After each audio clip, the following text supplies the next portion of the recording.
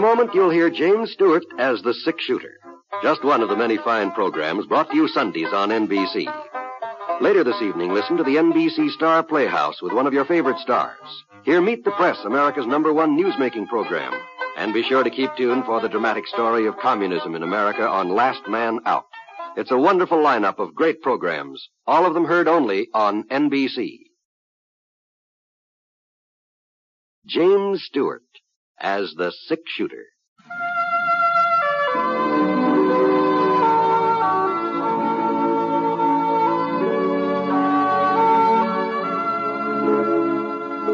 The man in the saddle is angular and long-legged. His skin is sun-dyed brown. The gun in his holster is gray steel and rainbow mother of pearl, its handle unmarked. People call them both the Six Shooter.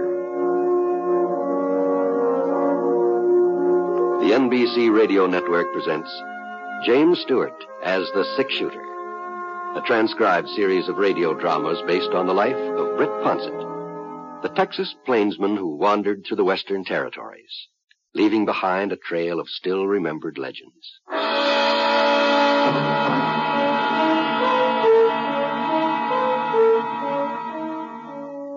The fire had almost gone out, and the evening chill crept through the chinks in the rough-hewn logs of the cabin walls. But the man standing at the window made no attempt to stir the embers into flame. Instead, he stared at the graying sky and the purple hills, his eyes constantly narrowing as they tried to penetrate the lengthening shadows. A noise at the door behind him caused the man to spin around. His guns hovered in midair. Who's there? Me, Wilbur.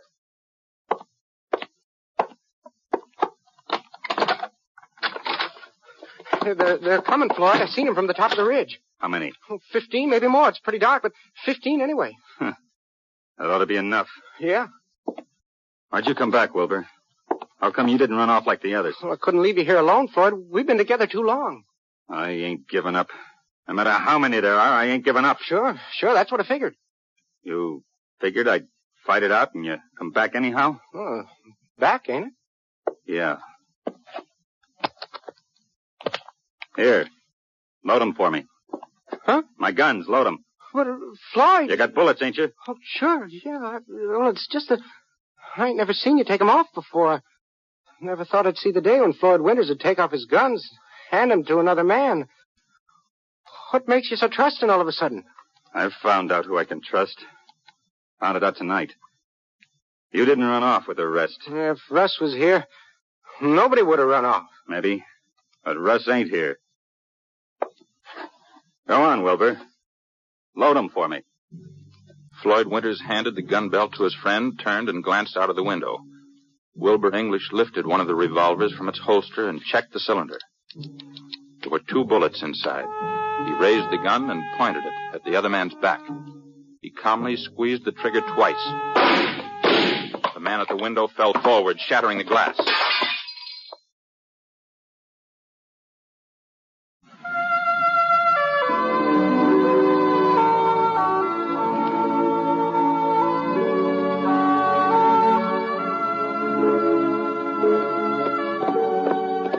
I'd spotted the campfire, maybe about 15 minutes back, just before the trail swung down from Yellow Mesa into the canyon. I should have come on it by now. I was pretty sure it was somewhere around along here. But all I could see was just pitch black in every direction. Easy, boy, easy. Whoa. Well, maybe it's just been my imagination. Maybe... No, doggone it. That's smoke, all right. Whoa, Scar. Whoa. I slid out of the saddle and moseyed around for a minute or two. And then I felt something warm through the toe of my boot. It was not just warm either. It was... Well, that fire hadn't been out very long. Somebody had just finished burying it under a pile of dirt and sand. So I walked... Get him up, Russ. Hi. What? Hi, I said. I ain't bluffing. You ought to know that. Okay. But there's just one thing... Don't turn around. Don't try nothing fancy, neither. You alone? Yeah, I'm alone. But wasn't very smart, Russ. Now, look, mister. I don't happen to be Russ, whoever he is. You think I don't recognize you? You think I don't know you've been after me ever since it happened? Now, all I'm I saying... felt you. Out there in the dark, I felt you coming closer and closer. And so I built this here fire and waited, and then I put it out just before you got here. Figured you'd get curious and stop. I figured I'd have the draw on you. No, just listen to me, I ain't afraid will to kill you, Russ. I ain't afraid to kill anybody now. You should have realized that. You should have realized that anybody else would be easy. After Floyd, even you, Russ, you're going to be easy. Yeah. I never have believed in trying to get off a shot when another man has the draw, but the way things were going, it looked like I had to risk it. There just didn't seem to be any way of reasoning with him and making him understand who I was. I heard him take another step. I went down on one knee and twisted around, grabbed my gun. Its shot just skimmed across the part in my hair. Thought it looked like I'd managed to do a little better than that. I heard his gun skid out of his hand, and he went over backwards. He didn't fall, though. He just sat down with a thud. And he stayed that way, sitting there in a heap, just staring at the ground. I picked up his gun and moved in close. It was pretty dark, but I could make out a little fella, short, clumpish, with a kind of a white face. He kept his eyes down, as if he couldn't raise his head, and as if he just didn't want to bring himself to look at me. Go on, Rusky. You get it over with. Don't make me wait. Don't make me beg. No, wouldn't do no good. Whatever I said, whatever I told you, wouldn't do no good. Please, please get it over. I was quick with Floyd. He never knew a thing, never knew what hit him. I swear I don't just keep me sitting here waiting. Don't do that. You better tie something around that hand. Huh? What? Now, use your handkerchief or a piece of shirt tail or something. Why, you really ain't Russ. I tried to tell you that before. Oh, but I thought from where you was standing, where you looked just... Oh, I don't know. I was certain... I don't see how I could have been wrong. Well, you sure were, mister. Well, he must still be around here somewhere. He must still be following me. Now, I've been on this trail all day. I haven't seen a single soul but you. No, you ain't lying to me. Oh, well, why should I lie to you? Well, I didn't mean that. No, don't pay no attention to me. I'm kind of upset. Yeah. Well, go on. Do something about that hand. Oh, sure. It ain't hurt bad. The bullet just went through the fatty part. Mm-hmm. Well, the next time you try to shoot somebody, you might find out who it is. Oh, I'm awful sorry. I'll be more careful. Yeah.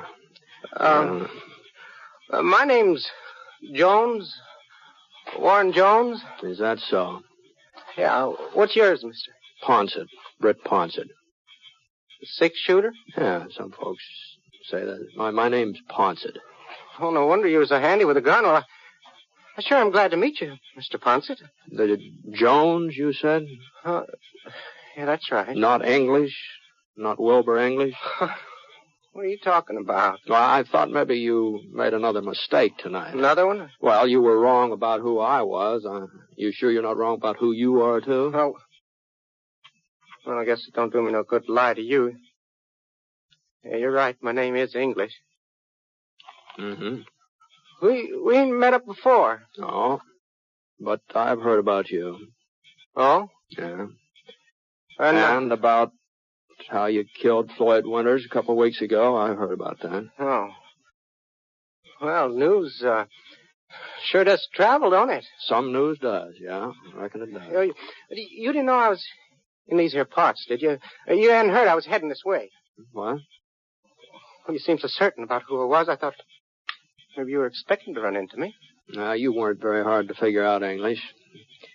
The way you thought I was somebody else and named Russ, and the way you kept harping about Floyd. Oh, well, now, here, listen, Mr. Ponsett, you won't tell anybody that we met up. You won't tell them where I am. Know that? You know he's looking for me, don't you? You know he swore he'll kill me.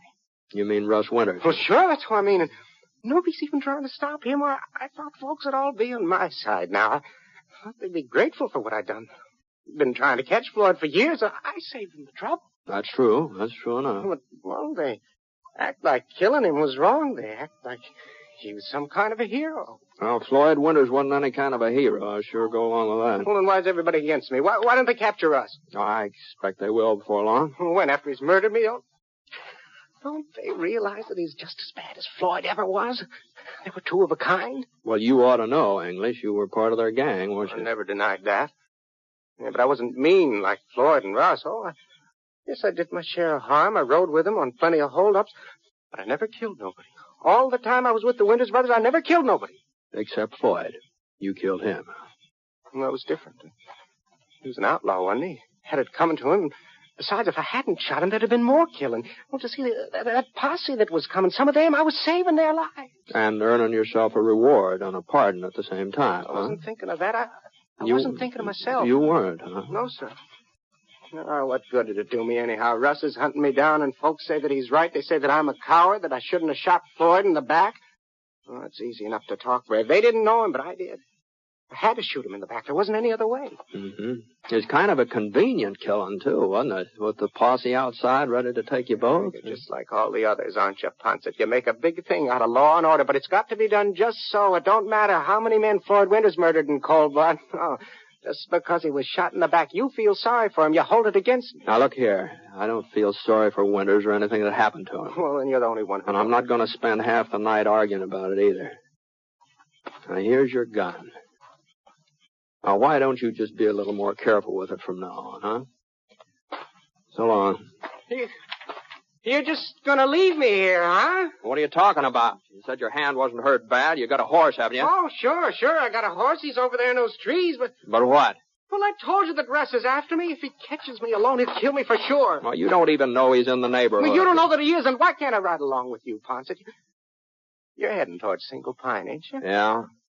Well, Russ wouldn't try nothing if you were with me. No. But, maybe you want him to kill me. Maybe you think that it's what I deserve. Now, hold on. Hold on now. Even if folks don't exactly approve of what you did to Floyd, the way you did it, I mean, well, nobody feels that Russ has got any right to revenge. And it's okay for me to ride along with you, just as far as Single Pine. What do you figure to do there? Well, I got to meet up with Sheriff Preston. He's leaving for Cheyenne tomorrow, delivering a prisoner. Promised to take me along with him. Oh. That's where my pardon's waiting in Cheyenne. And the reward money. I see. I'm entitled to it, ain't I? Yeah. Yeah, I guess you've earned it, all right. Sheriff Preston gave me his word. He said he'll see to it that I get to Cheyenne okay. Mm-hmm. Well, Mike Preston's a good man. Haven't got anything to worry about that. Oh, yeah, but I got to make it to Single Pine first, Ponce. I got to make it that far on my own. Mm-hmm. Well,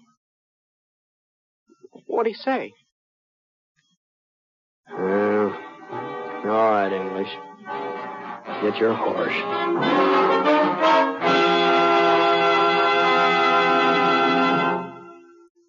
We'll return to James Stewart as the sick shooter in just a moment. It's a strange quirk of human nature, but most of us never think, except in the most abstract way, of an accident ever happening to us. It's always the other fellow who's involved. But nevertheless, accidents go right on happening at an ever-increasing, alarming rate. And it can't always be happening only to the other fellow. For instance, 1 out of 5 families will have a traffic accident this year. Think of that. And how can you be sure you won't be that one? Well, there's one way of piling up some percentages in your favor.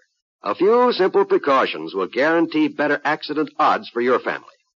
For one thing, remember it's not always easy to stop quickly in wet weather. Drive so that you can stop when and if you want to. And always drive with a clean, clear windshield. There are a great many safety precautions, and for the most part, it's simply a matter of applying common sense to driving. Just remember to drive as if your life depended on it, because it does.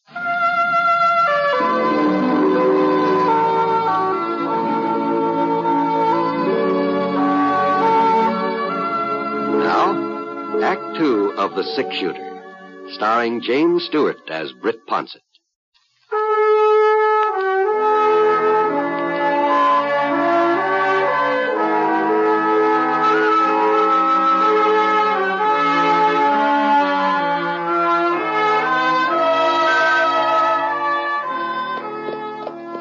Well, we rode on through most of the night, Wilbur, English, and me. Along about 11 o'clock, we stopped to rest, but Wilbur was so doggone nervous and skittery, I just couldn't get any sleep, so we started off again. Must have been about noon when we finally hit Single Pine. The main street wasn't very crowded, a couple of wagons, 2 or 3 ladies in the mercantile, and old Judge Hendricks sunning himself in front of the livery stable. Everything seemed pretty normal, just about what you'd expect on a Tuesday. But that didn't keep Wilbur from looking back over his shoulder every once in a while like he thought somebody was getting ready to put a bullet in the nape of his neck. We headed over to the hitching rail in front of Sheriff Preston's office and pulled up. Wooska. Whoa. Whoa. Come on over. Well, here we are. Yeah. Thank you, Ponce. Now, enough to thank me for. I didn't do anything. Well, you never know what might have happened if you had... What's the matter, Henry? That fellow standing there in the shade beside that store. What about him? Well, I can't make him out. Not real clear, but it does sort of look like Russ. It does, huh? He looks a whole lot more like Ben Fletcher. That happens to be his hardware store he's leaning up against, too. Oh. Now, come on. Let's get inside.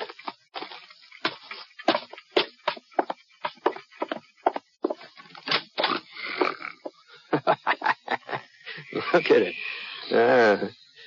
Sounds like he's asleep, doesn't it? It's a fine way for a sheriff to be acting. Suppose that had been Russ Winters out there just now. Well, it wasn't. And this isn't Sheriff Preston either. What? No, it's Phil Waterman. Hey, Phil. Hey, come on. Come on, wake up, Phil. Brett, what are you doing around here? Well, a man has to come in town every once in a while. Looks like you're taking it pretty easy, Phil. Baby's got the colic. Didn't get a wink of sleep all night long. Is that so? Why, I hope it's nothing serious. No. Doc says he'll be all right in a couple of days. Oh, fine. Glad to hear. Is Mike around? Yeah, you just missed him, Britt. Oh? Yeah, he left about an hour ago. I'm holding down before he comes back. You mean the sheriff's already gone to Cheyenne? You heard me? He's gone? No, he had to take some men over toward Red Rock. He's putting off his trip to Cheyenne for a day or so. He's putting it off, is he? Yeah, that's what he said. Well, what am I supposed to do? Just sit around and wait for him? The sheriff off gallivanting somewhere? Who's going to protect me? Just what is it you need protecting from, mister? This is Wilbur English, Phil. Oh. Well, the sheriff promised that he'd see that I got to Cheyenne. He promised he'd take me with him. Well, he can't take you till he goes himself.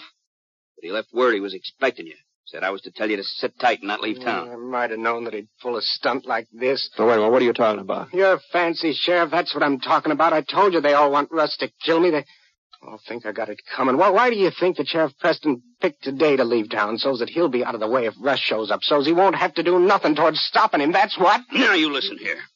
If Mike Preston said he'll take you to Cheyenne, he'll take you there. He ain't never gone back on his word yet. Not even with a murdering outlaw. Oh. I forgot you ain't an outlaw anymore. You're just a public-spirited citizen. All right, Mr. Public-spirited citizen. You get yourself over to that hotel across the street and you stay there. When Mike comes back, I'll tell him where you are. Well, what are you waiting for?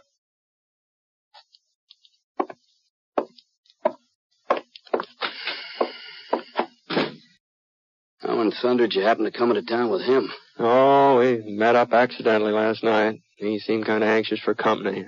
Funny, ain't it? The way you feel about a man like that. Well, getting rid of Floyd Winters was a blessing. Ain't no doubt about it. And I guess we all owe English something for killing him. He hadn't done it when he did, and nobody knows how many other men would have been shot. Yeah, that's true. Yeah, but somehow, well, in spite of all that, it's pretty hard to like English very much, ain't it? Yeah, it seems like it's darn near impossible, doesn't it, Phil?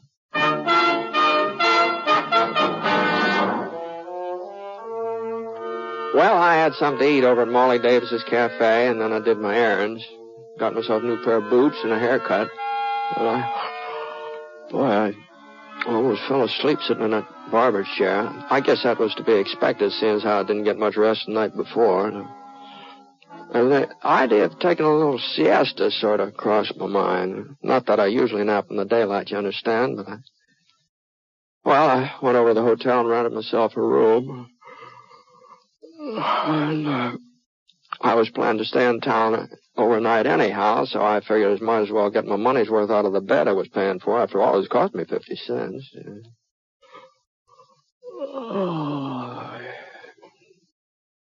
Must have been about 4:15 when I heard somebody pounding at the door. Yeah? Yeah, who is it? It's me, Wilbur. Oh, all right. Come on in. He's here. He's in Single Pine. What are you talking about? Didn't you hear what I said? Russ Winters is here in Single Pine right now. He's here this afternoon. No, take it easy, English. You got to help me get away, Ponset. You got to. You imagine you saw him a couple of times before. Do you remember that? Maybe I did, but this ain't my imagination. Go on. Go on, read it. What's this? You don't have much longer to wait, Russ. Well? Well, where'd it come from, English? He shoved it under the door to my room. Did you see him? I didn't have to see him. Well, I'd say if Russ Winters was in town and knew where you were staying, he wouldn't waste any time sending you notes. It's just what he'd do, Ponset. He liked to torture me. He'd like nothing better. Maybe so. Sheriff back in? I don't know, and I'm not waiting around to find out. Oh? There's a train for Cheyenne at 4:30. I'm taking it. I thought Sheriff Preston said you were to sit tight. Oh, sure. Sit tight and be murdered. You seen that message? Seen it with your own eyes. You don't expect me to stick around here after that, do you? Yeah, if I was in your place... But you're not in my place, Ponset. That's so. I'm not. But you got to do something for me. Oh? Just see me to the station and make sure I get aboard that train, all right? It ain't much to ask, is it? Well, it depends on whether Russ Winter's really in town or not. But I tell you, he won't shoot if somebody's watching. He won't take a chance until he's sure killed me. I still think you're making a mistake. I think you ought to stick around until the sheriff comes back. Oh, I don't care what you think. Okay, English, go ahead. I'll keep an eye on you. Well, come on. What for? The depot's right across the street. I've got a front window here. I won't have any trouble watching you from here. Go on.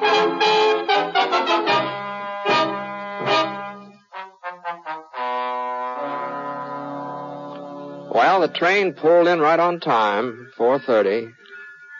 I saw Wilbur English climb aboard. As far as I could tell, he was the only passenger getting on Single Pine. I looked up and down the street. Nobody seemed to be paying any attention to him one way or the other. I figured that'd be about the last we'd see of him. As soon as he collected his reward money, he'd probably head east. Back there, he can stay out of Russ Winters' way. And Russ he'd be captured sooner or later, just a question of time. The only thing that puzzled me was that note English had found. I thought maybe I ought to tell Phil Waterman about it, so I walked over to the sheriff's office. Might have known it. So that's what they were up to, those little devils. Was that? The McPherson kids. I went over to the hotel to see if English got a room all right. He was sort of my responsibility as long as Mike was out of town. Yeah, sure. Well, just as I got to the top of the stairs, I saw Sandy McPherson's two boys standing outside English's room. They ran off just as soon as I spotted them, so I figured they'd been doing something they shouldn't. Oh. Well, you think it was a couple of kids put that note under the door? Well, must have been. Oh, me darn. Yeah, they probably heard he was in town, maybe even recognized him going into the hotel. Yeah? I guess they thought they'd give him a little scare. You know, English isn't very popular even with the kids, Brick. Yeah, I know that. They made up a song about him and how he killed Floyd Winters. Is that so? Sure. First thing you know, folks will be forgetting that Winters was an outlaw and a murderer. They'll just remember that he was shot in the back by one of his own men. And they'll say that was wrong. And they'll feel sorry for him. And we'll have Wilbur English to thank for that, too. Yeah, maybe that's why I ain't so sure he's done us any favors. No matter how you look at it. Say, isn't that Mike pulling up over there? Yeah. Hey, he must have been doing some fast traveling. Look at the foam on that Pinto's flanks. Wonder how he made it. Oh, hello, Mike. Howdy, Britt. Britt, what are you doing here? I was passing the time of day. Oh? Everything all right, Sheriff? Yeah, it's pretty good, Phil, pretty good. I thought we were going to get Russ Winters this afternoon, but he slipped through our fingers again. You mean Russ was really in the neighborhood here? Well, not exactly, Britt. Not exactly. Closest he got was about 15 miles east. I heard he was heading our way, though, so I took some of the boys out to see if we couldn't bring him in. We picked up his trail, too, and we were gaining on him, but he hightailed it into Red Rock and grabbed the train just as it was about to pull out. Depot agent remembered him, description and all. I telegraphed ahead. They'll be waiting for him in Cheyenne when he gets there. He took the Cheyenne train? Union Pacific Express. You know, Britt. One leaves here at 4:30. Yeah. Uh-huh. Yeah, I know.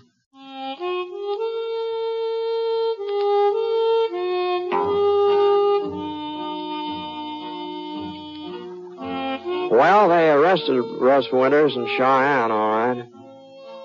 Didn't even try to get away. But Wilbur English, Wilbur never got there. The passenger said it happened just after Russ got aboard at Red Rock. Wilbur took one look at him and started running through the cars, and when he got to the back platform, well, he just didn't stop. And he fell 75, 80 feet right straight down the side of a ravine. He didn't have a chance. The funny thing was that the folks who saw it, they said that Russ Winters hadn't made a move toward him. Not a move.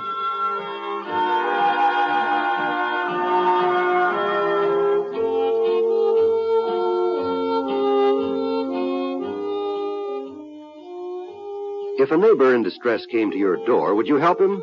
Of course you would. But not everyone who needs help can come to you personally. It may be a flood victim in Ohio, the victim of an earthquake in California, of a hurricane in Texas. Or it might be your boy, or your neighbor's boy in Korea, needing an emergency furlough to come home. Disaster can strike in many places and for as many reasons. And when it does strike, even though you might not be there to help in person, you can help through your Red Cross. That's why the Red Cross volunteer calls on you.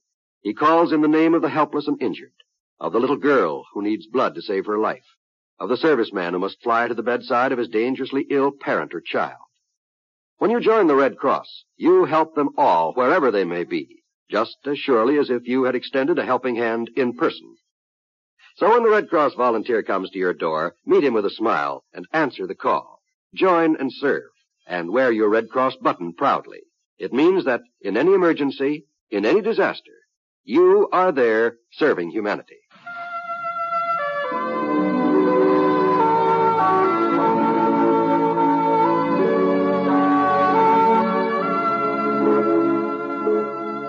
The Sick Shooter is a transcribed NBC Radio Network production in association with Review Productions. It is based on a character created by Frank Burt and is written by him.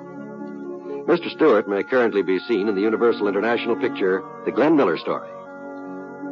Others in the cast were Frank Gerstle as Floyd Winters, Herb Vigran as Phil Waterman, Barney Phillips as Mike Preston, and Paul Richards as Wilbur English. Special music for this program was by Basil Adlam, and the entire production is under the direction of Jack Johnstone. All characters and incidents were fictitious, and any resemblance to actual characters or incidents is purely coincidental. Well, by the way, you'll be interested in knowing the Sick Shooter has been chosen for broadcast to our men overseas through the facilities of the Armed Forces Radio Services. This is John Wall speaking.